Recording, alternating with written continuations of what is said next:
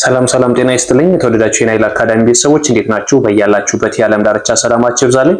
ይህ ናይል አካዳሚ ነው። የዚህ ቻናል አዲስ የሆናችሁ ሰብስክራይብ በማድረግ ጀምሩ። ነባር ቤተሰቦቻችን ደግሞ እንደተለመደው ከዚህ በፊት ከምታደርጉት በላይ ላይክ እና ሼር እያደረጋችሁ አማርኛን ከመሰረቱ ማንበብና መጻፍ ለሚቸገሩት አዳርሱልኝ ዘንድ ከወዲሁ አሳስባለሁ። ዛሬ ደግሞ ለየት ባለ ሁኔታ አማርኛን ቃላት ምስረታ እንዲሁም ረጃጅም ምንባብን ማንበብና መጻፍ እንዴት እንደምንችል አብረን እናያለን።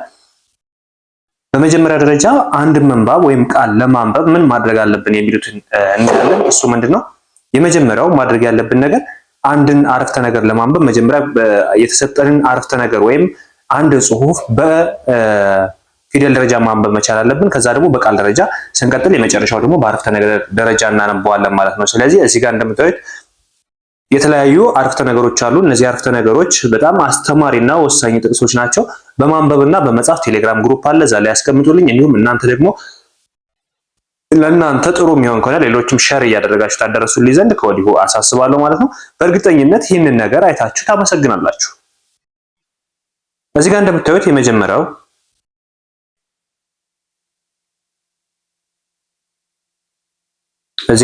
የመጀመሪያው ምንድን ነው የሚለው? አንደኛ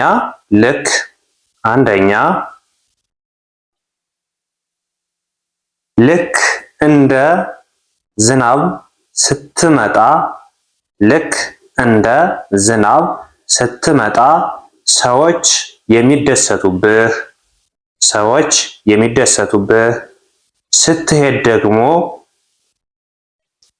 ስትሄድ ደግሞ ያው እዚህ ጋር ምንድነው የሚለው? ስትሄድ ደግሞ ምን የሚሉብህ ነው? ስትሄድ አሻራ አሳርፈህ የምትሄድና ስትቀር የምትናፍቅ መሆን መቻል አለብህ። ልክ እንደ ዝናብ ስትመጣ ሰዎች የሚደሰቱብህ፣ ስትሄድ ደግሞ አሻራ አሳርፈህ የምትሄድ እና ስትቀር ደግሞ የምትናፍቅ መሆን አለብህ። አያችሁ፣ አንዳንዴ እኛ ነገሮችን ቀለል አድርገን እናያቸዋለን። ነገር ግን ለሰዎች ያለን አመለካከት፣ ሰዎች እኛን ምን ሊሉ ይችላሉ፣ ለሰዎች ያለን ፍላጎት ምን ይመስላል የሚለውንም ማየት መቻል አለብን ማለት ነው። ስለዚህ አንደኛ ልክ እንደ ዝናብ ስትመጣ ለሰዎች የሚደሰቱብህ ወይም ስትመጣ ሰዎች ሊደሰቱብህ የሚችሉ፣ ስትሄድ ደግሞ አሻራን አስቀምጠህ የምትሄድና እንዲሁም ደግሞ ስትቀር ሰዎች የሚናፍቁ መሆን መቻል አለብህ። ያ ማለት ለሰዎች ያለ ቅርብ አመለካከት በጣም የተሻለና አንተ ሰዎችን ልትስባቸው የምትችል በአንተ ሰዎች ሊደሰቱብህ የሚችል መሆን መቻል አለብህ ማለት ነው። ወደ ሁለተኛው ስንሄድ ሁለተኛው ደግሞ የራስ ውሻ ራስ ላይ መጮህ ከጀመረ ሌላ ሰው ካንተ በተሻለ ሁኔታ እየመገበው እንደሆን እወቅ። ልብ በሉ። የራስ ውሻ ራስ ላይ ከጮኸ ወይም መጮህ ከጀመረ ሌላ ሰው ካንተ በተሻለ ሁኔታ እየመገበው እንደሆነ እወቅ። ይህ ማለት አንድ የቅርብ ጓደኛችሁ ወይም የቅርብ ኢቭን ፍቅረኛችሁ ሊሆን ይችላል፣ ባለቤታችሁ ሊሆን ይችላል። ያ ሰው ከእናንተ ላይ መጮህ ከጀመረና ከእናንተ ላይ ያልሆነ ባህሪ የሚያሳይ ከሆነ ከእናንተ የተሻለ እሱን አቅርቦ የሚንከባከበው ሰው አለ ማለት ነው። በእርግጠኝነት የምነግራችሁ ያ ሰው እናንተ ላይ የሚጮህ ከሆነ የሚነጫነጭ ከሆነ ከእናንተ የተሻለ የሚያቀርበው ሰው ወይም የሚያስብለት ሰው አለ ማለት ነው እንጂ ያሳደግነው ውሻ እኛ ላይ ሊጮህ አይችልም። በምንም ታምር ያሳደግነው ውሻ ከኛ ላይ ሊጮህ አይችልም። ለምን? ያሳደግነው የለመደን አብሮን ያደገ ውሻ ከኛ ላይ በምንም ታምር ሊጮህ አይችልም። ነገር ግን ከኛ ቤት ወጥቶ ሌላ ቤት ከሄደና ያ ሰው በተሻለ ሁኔታ አመጋገብ ይዞት ከቆየ በእኛ ላይ ሊጮህ ይችላል። ልክ እንደዛ ሁሉ የሰው ልጅም እንደዛ ነው። አብሮን የነበረ ፍቅረኛችን ሊሆን ይችላል፣ ጓደኛችን ሊሆን ይችላል። ከኛ የተሻለ ሰው አግኝቶ በተሻለ ሁኔታ እየሰራ ከሆነ ወይም እየተመገበ ከሆነ እየተንከባከቡት ከሆነ ከኛ ላይ አዝሮ እኛን ሊጮህብን ወይም ሊነጫነጭብን ይችላል ማለት ነው። ስለዚህ የራስ ውሻ ራስ ላይ መጮህ ከጀመረ ከሌላ ሰው ካንተ በተሻለ ሁኔታ እየመገበው እንደሆነ እወቅ። አያችሁ? ስለዚህ እኛም ጋር ያለው ሰው እኛ ላይ የሚነጫነጭ ከሆነ ከኛ የተሻለ ሰው አግኝቷል ማለት ነው። ስለዚህ ይሄን ልብ ማለት መቻል አለብን። ሶስተኛ ይቅርታ መጠየቅ ትልቅነት ቢመስልም ኦር ቢሆንም ይቅርታን ተማምኖ ስህተት መስራት ግን ትንሽነት ነው።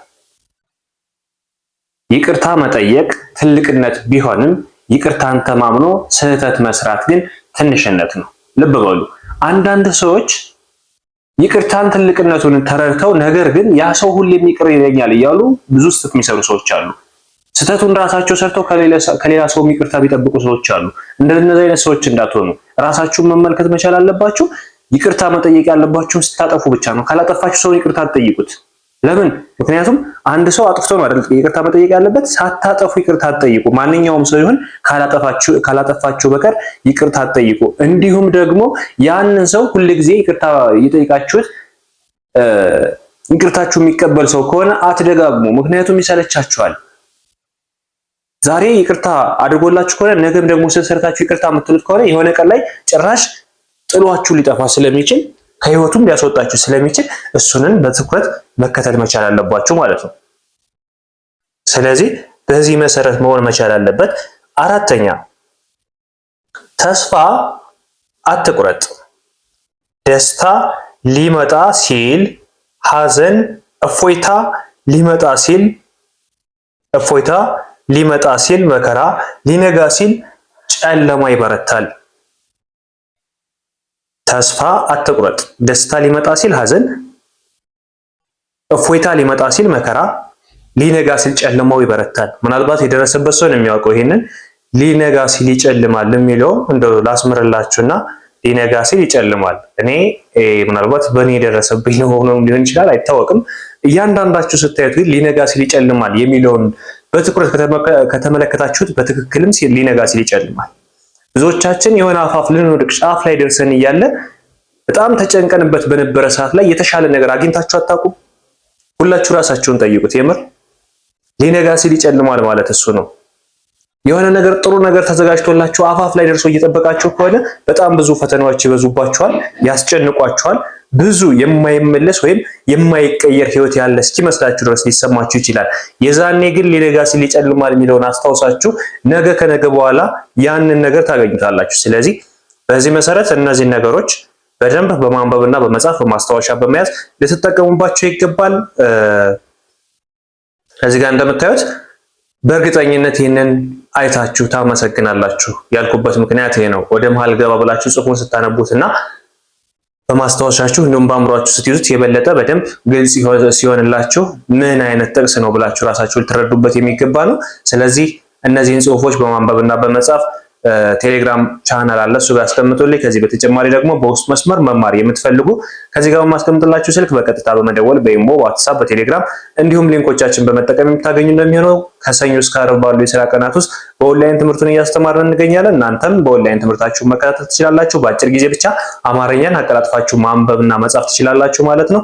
አብራችሁ ስለነበራችሁ ከልብ አመሰግናለሁ። በሌላ ክላስ እስከምንገናኝ እናንተ የዘውትር ድጋፋችሁን ላይክ እና ሼር እያደረጋችሁ ታስተላልፉልኝ፣ ለሌሎችም አማርኛን ከመሰረቱ ማንበብና መጻፍ ለሚቸገሩ ታደርሱልኝ ዘንድ መልእክቴን አስተላልፋለሁ። ማንኛውም ሰው በግል መማር የሚፈልግ ካለ በሳምንት 5 ቀን ከሰኞ እስከ ዓርብ ባሉ የስራ ቀናት በማታ ወይም በቀን እናንተም በተመቻችሁ ሰዓት ብቻ እንዲሁም በግል ወይም በግሩፕ እያስተማርን ነው የምንገኘው።